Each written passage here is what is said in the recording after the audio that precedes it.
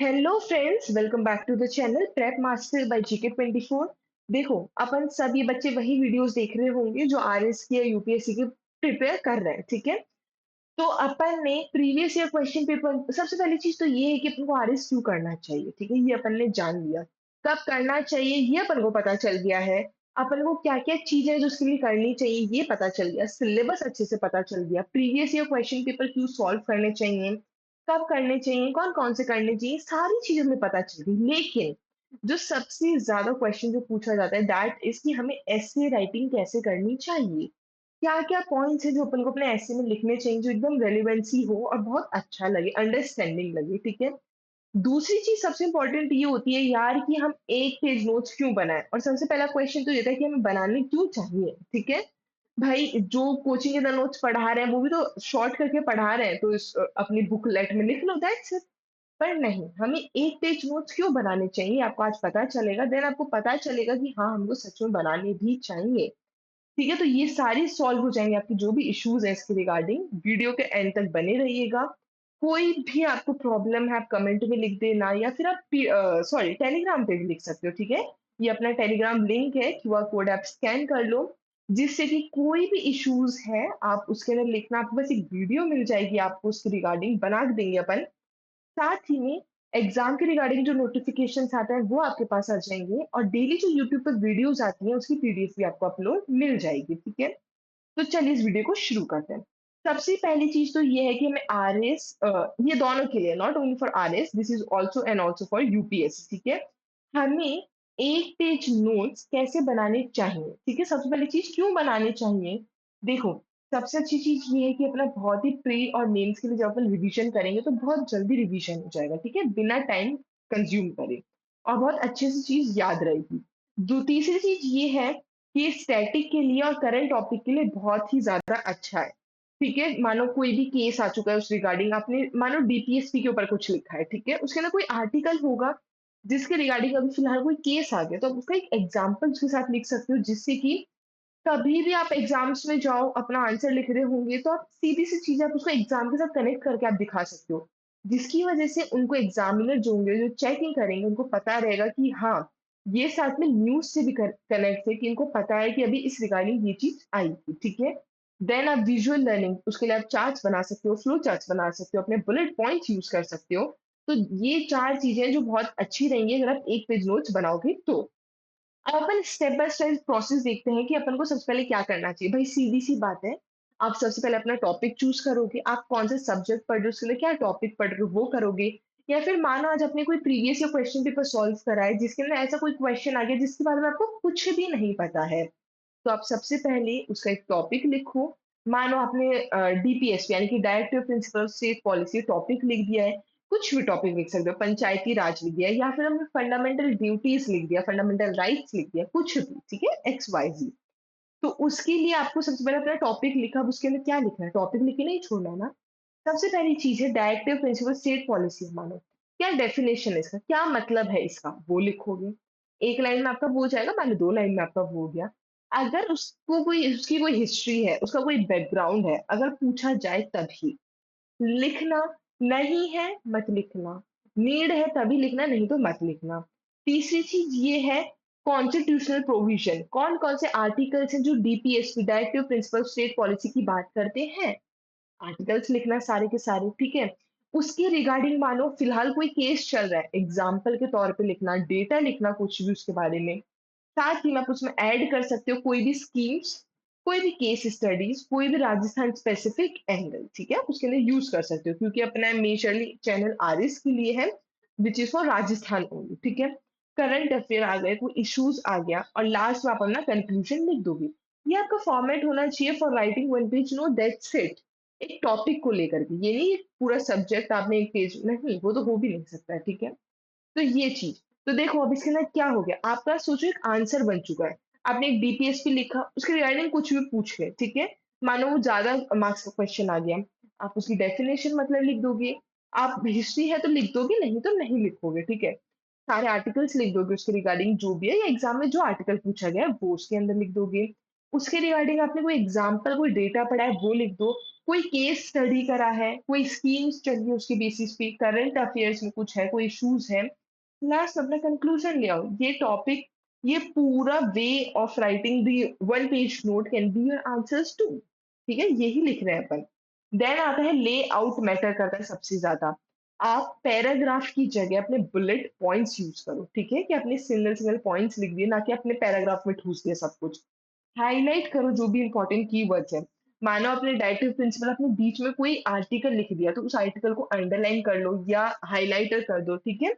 आप diagram flow charts use करो। जैसे आप मानो पीआर है, ठीक है? पंचायती राज के बारे में आप कुछ लिख रहे हो, तो उसका स्ट्रक्चर बनाओ पूरा, कि किस टायर लेवल में वो चीज़ चलती है पंचायती राज जो, वो लिखो आप, ठीक है?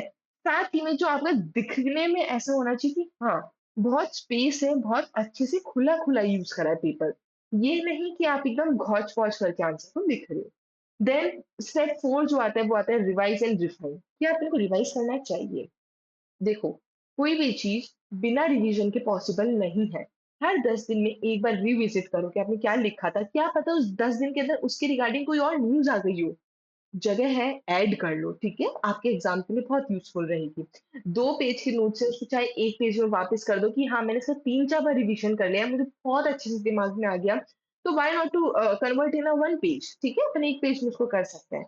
देन उसके कोई रेलेवेंट करंट अफेयर है, जैसे कि मैंने बताया, तो आप वो ऐड कर दो उसके अंदर, तो आपका स्टेप 4 होगा। अब प्रो टिप की बात करें, देखो आप कोई अपना टैबलेट यूज़ कर सकते हो और सबसे ज़्यादा चीज़ ये है, आप टैब भी यूज़ ना करो ना, तो अपने हाथ से ही लिखो। आपकी स्पीड बढ़ेगी, आपको याद रहेगी चीज़ें कि मैंने क्या लिखा था, क्या स्पेलिंग है, चीज़ों की मिस्टेक नहीं होगी, तो बेटर है कि आप अपने हाथ से लिखो। देन देखो फॉर एग्जांपल अपन एक एग्जांपल ले लेते हैं कि वुमेन एम्पावरमेंट इन इंडिया, ठीक है? तो देखो, अब भाई ये मान के चलो कि जो सामने बैठा है एग्जामिनर उसको कुछ नहीं पता, that is only 2 year child, हमको उसको समझाना है। अपने 2 साल के बच्चों को आप वुमेन एम्पावरमेंट इन इंडिया पे लिखो, नहीं, आप उसको पहले बताओगी कि वुमेन एम्पावरमेंट क्या होता है? तो इसका मतलब आपको क्या लिखनी है, उसकी डेफिनिशन लिखनी है। क्या आपने उसमें संविधान में कोई ऐसा आर्टिकल है जो वुमेन एम्पावरमेंट की बात करता है, तो वो लिख दो, नहीं है तो मत लिखना भाई, लेकिन है, ठीक है? तो वो लिखोगे। देन क्या गवर्नमेंट ने, क्या सरकार ने ऐसी कोई स्कीम्स चलाई है जिससे वुमेन का एम्पावरमेंट और ज़्यादा बढ़ा है? जी, चलाई हैं। जैसे कि बेटी बचाओ, बेटी पढ़ाओ स्कीम हो गया, वो लिखना। कौन-कौन से चैलेंजेज़ हैं जो हमें फेस करने पड़े हैं इस वर्ल्ड वुमेन एम्पावरमेंट के लिए, ठीक है? Just to make this world women empowered, हम लोग को क्या-क्या चैलेंजेस फेस करने पड़े हैं, वो सारे चैलेंजेस लिखना। देन उसके रिगार्डिंग केस स्टडी, जो अभी केस चला था गुजरात के अंदर, एक सेवा केस था, वो आप पूरा मेंशन कर सकते हो। देन लास्ट में आप क्या-क्या चीज़ें ऐड कर सकते हो। वुमेन एम्पावरमेंट किस तरह से बढ़ा है, क्या उनकी एजुकेशन बढ़ाने से बढ़ा है, इक्वालिटी की वजह से हो पाया है, इकोनॉमी के अंदर उनका हाथ आया तब हो पाया है। आप बहुत सारी चीज़ें आप ऐड कर सकते हो and then last come up to the conclusion. तो ये आपका वे एक आंसर लिखने को होना चाहिए, एक ऐसे लिखने को होना चाहिए, ठीक है? जिसके अंदर आपको सब चीज़ आएगी, एक एग्ज़ामिनर को पता चलेगा कि हाँ, ये कितना करंट से जुड़े हुए हैं। अब देखो, पार्ट सेकंड इज़ कि अपन को अपना हाई स्कोरिंग आरएस ऐसे कैसे लिखना चाहिए। सबसे पहली चीज़ ये है कि आरएस ऐसे पेपर है, वो अपन समझ लेते हैं। एक जो पेपर है वो 200 मार्क्स का आएगा, टोटल उसके ना 3 सेक्शंस होंगे, ठीक है? मानो section A, section B, section C, each with 3 topics, यानी सेक्शन ए है उसके अंदर 3 टॉपिक्स हैं, सेक्शन बी के अंदर 3 हैं, सेक्शन सी के अंदर 3 टॉपिक्स मिलेंगे। सेक्शन ए में से 3 में से आपको एक ही यूज़ करना है, कोई से भी एक पे लिखना है इसे।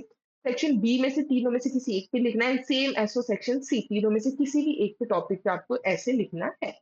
तो आपकी इस तरह से 3 एसेज़ हो जाएँगे, ठीक है? जो एसे की लेंथ होगी उसमें लिखी रहती है, वैसे आपको बता दें 1000 से 1200 वर्ड्स के आस-पास होती है। अब आपका मेन एम होना चाहिए अपनी नॉलेज शो करना कि हाँ, तुमको कितनी नॉलेज है। लाइक जैसे अपन ने बात करी थी कि अगर अपन स्कीम्स ऐड करेंगे तो अपन को पता रहेगा इसको इस बारे में नॉलेज है, ये उस चीज़ से ऐड कर सकते हैं चीज़ों को। स्ट्रक्चर क्या है आपका, पर्सपेक्टिव क्या है उस ऐसे को लिखने का, ठीक है? तो ये चीज़ें हैं जो आपको बहुत अच्छे से समझनी चाहिए। देन अब एक एग्जामिनर क्या चीज़ देखता है? क्या टॉपिक उसको समझ आ रहा है? सबसे पहली चीज़ एग्जामिनर देखेगा कि जिस बारे में बच्चे ने लिखा है, क्या उसको इस टॉपिक के बारे में पता चला है? देन लॉजिकल स्ट्रक्चर क्या है उसका, ठीक है? स्ट्रक्चर किस टाइप का है? क्या उसके वर्ड्स में क्लैरिटी है? जो उन्होंने लिखी है, क्या चीज़ें समझ आ रही हैं? साथ ही में फैक्ट्स यूज़ करो, एग्ज़ाम्पल यूज़ करो, क्योट्स यूज़ करो, कोई भी है बहुत सारे लोग हैं जिन्होंने बहुत सारे कोट्स बोले हैं, वो यूज़ करो। बैलेंस्ड व्यू पॉइंट रखो, राजस्थान और इंडियन कंटेस्ट अगर आप यूपीएससी के लिए कर रहे हो, पूरे इंडिया के अंदर क्या हुआ है, बेसिकली आरएस के लिए कर रहे हो तो आप राजस्थान पे ज़्यादा फोकस रखोगे या राजस्थान में क्या-क्या चीज़ें हुई हैं, वो चीज़ें लिखो। अब परफेक्ट ऐसे स्ट्रक्चर क्या होता है? देखो, जो आपका इंट्रोडक्शन होगा, आपका नहीं, ऐसे का जो इंट्रोडक्शन होगा, वो 100 से 150 वर्ड्स के बीच में होना चाहिए। आप उसके अंदर टॉपिक समझा देना, कोई भी डेटा, एनसीडोट या कोट यूज़ कर लेना। उस तरह से टोन सेट कर लेना कि हाँ, आज के टाइम में वो जो टॉपिक है वो इतना मैटर क्यों करता है, ये समझा देना इतने से वर्ड्स में, 150 वर्ड्स के अंदर। जिससे कि एग्ज़ामिनर का दिमाग सेट हो जाए कि हाँ, आज के टाइम में ये इतना ज़रूरी क्यों है। देन उसकी बॉडी 700 से 800 वर्ड्स में आप उसकी बॉडी लिखोगे। आप 3 से 5 अलग-अलग पार्ट्स में उसको तोड़ सकते हो, ठीक है? जैसे कि आपने हिस्टोरिकल कॉन्टेक्स्ट लिख दिया, अगर ज़रूरत है तो लिख देना।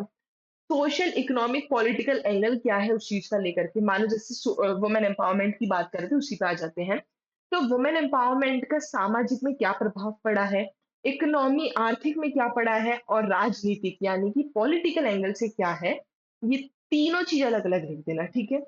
कॉन्स्टिट्यूशन के अंदर इसका क्या रोल है, गवर्नमेंट में क्या है, सिविल सोसाइटी के अंदर क्या है, ये लिख देना। क्या-क्या चैलेंजेज़ हैं, क्या-क्या इश्यूज़ हैं जो फेस करने पड़े हैं। साथ ही में कोई भी राजस्थान से, कोई भी इंडिया से कोई एग्जाम्पल उठा लेना, केस स्टडी फैक्ट्स उठा लेना, same for writing one page note, same for writing as an essay, ठीक है? कंक्लूजन पे आना जिसके अंदर आप 100 से 150 वर्ड्स लिखोगे, आप अपने पूरे आर्गुमेंट को समराइज करना, एक पॉजिटिव नोट लिखना लास्ट उस टॉपिक को लेकर के, ठीक है? आप मतलब इंसान को खुद पता चल जाता है कि हाँ, ये चीज़ उसके दिमाग में नेगेटिव इम्पैक्ट भी है किसी चीज़ का, तो आप उसको किस तरह से सही समझाओगी, that is up to you, ठीक है? अब देखो, सैंपल ऐसे टॉपिक जैसे कि आप यूज़ कर सकते हो, आप ट्राई कर सकते हो। सबसे पहला है टेक्नोलॉजी एंड यूथ, ठीक है? बून और bane, role of women in new India, good governance, need of the hour, Rajasthan's water crisis, a way ahead. ये 4 टॉपिक है। एक बार टॉपिक को अच्छे से समझो, गूगल बिल्कुल मत करना। मानो राजस्थान्स वाटर क्राइसिस, ठीक है? वे अहेड, क्या समझ आ रहा है कि शब्द को तोड़ो, डेफिनेशन लिखो, हर एक चीज़ लिखो, देन आप गूगल करना, आपको पता चलेगा कि ओह! इस तरह से लिखा जा सकता है। ये टॉपिक आया तो मैं इसके लिए ये ऐड कर सकता हूँ या कर सकती हूँ।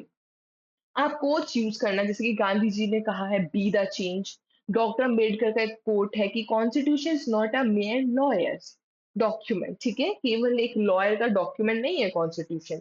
अब्दुल कलाम जी का है कि dream is not what you see in sleep, सपना वो नहीं है जो आप सोते हुए देखते हो, ठीक है? खुली आँखों से जो देखते हो, दैट इज़ सपना। ओके, आप डेटा यूज़ कर सकते हो, नीति आयोग का कुछ है, सेंसस का कुछ होगा, इकोनॉमिक सर्वे से कुछ आपको पता चला होगा, राजस्थान स्पेसिफिक स्कीम्स होगी, चैलेंजेस होंगे, अचीवमेंट्स होंगे, आप ये सारी चीज़ें एज़ अ डेटा यूज़ कर सकते हो। आप ऐसे को किस तरह से और सुंदर दिखा सकते हो, फ्लो चार्ट के थ्रू, ठीक है? अगर आप फ्लो चार्ट यूज़ करोगे तो और अच्छा लगेगा। माइंड मैप 2 से 3 आप एंटीडोट्स करोगे, रियल लाइफ एग्ज़ाम्पल्स लिखोगे, जैसे कि बेयरफुट कॉलेज इन राजस्थान। ये बहुत सारे एग्ज़ाम्पल और रियल लाइफ एग्ज़ाम्पल्स ही अपन रिलेट करते हैं तो अपन को चीज़ें ज़्यादा याद रहती है। ठीक है? बोनस टिप्स ऐसे राइटिंग के लिए, आपको हर 10 दिन में 1 ऐसे पक्का लिखा करो। मैं आपको डेली भी नहीं बोल रही, मैं आपको हफ्ते में भी नहीं बोल रही, 10 दिन में 1 ऐसे, ठीक है? मेमोराइज़ मत करो ऐसे को कि हाँ, मुझे इस चीज़ को रटना है, नहीं, समझ लो उस थीम को। आपको क्रिएट करना है एक ऐसे जो कि 10 से 15 टॉपिक प्रिपेयर रहने चाहिए आपके, ठीक है? ऐसे बैंक क्रिएट करना है, बैंक यानी कि जिसमें बहुत सारी चीज़ें रहती हैं, ठीक है? आपको इंट्रोडक्शन, कंक्लूजन अलग से प्रैक्टिस करना पड़ेगा, किस तरह से अपन कर सकते हैं। आपको अपनी हैंडराइटिंग अच्छी करनी है, स्पेस कितनी यूज़ करनी है, कितनी नहीं, हेडलाइन्स क्या यूज़ करनी है, वो आपको लिखना है, ठीक है? आप एग्ज़ाम ऐसे लिख सकते हो जैसे कि कॉन्स्टिट्यूशन के ऊपर, गवर्नेंस के ऊपर, राजस्थान मॉडल्स के ऊपर, ये सारी चीज़ें आप लिख सकते हो। तो ये था आपका सबसे इम्पोर्टेंट टॉपिक कि हमको ऐसे कैसे लिखना चाहिए और अपने को 1 पेज नोट्स कैसे बनाने चाहिए, ठीक है? वेरी इम्पोर्टेंट और वेरी यूज़फुल। जिसको भी अपनी अब ऐसे की बात हो रही है तो भाई अपनी वोकैब बहुत स्ट्रॉन्ग होनी चाहिए। तो अगर आपको अपनी वोकैब स्ट्रॉन्ग करनी है तो वोकैब 24 ऐप डाउनलोड कर सकते हो प्ले स्टोर पे जाके। आपको इसके अंदर 999 का एडवांस प्लान मिल जाएगा, 599 का बेसिक प्लान मिल जाएगा। अगर आप B10 कोड यूज़ करोगे तो आपको इसके अंदर डिस्काउंट भी मिल जाएगा। साथ ही में टेलीग्राम लिंक से जुड़ना बिल्कुल भी मत भूलना, क्यूआर कोड आप स्कैन कर लो, thank you all for watching this session. I hope आपको वीडियो अच्छी लगी होगी। वीडियो को लाइक करना, शेयर करना और कमेंट करना और चैनल को सब्सक्राइब करना बिल्कुल मत भूलना। Thank you all.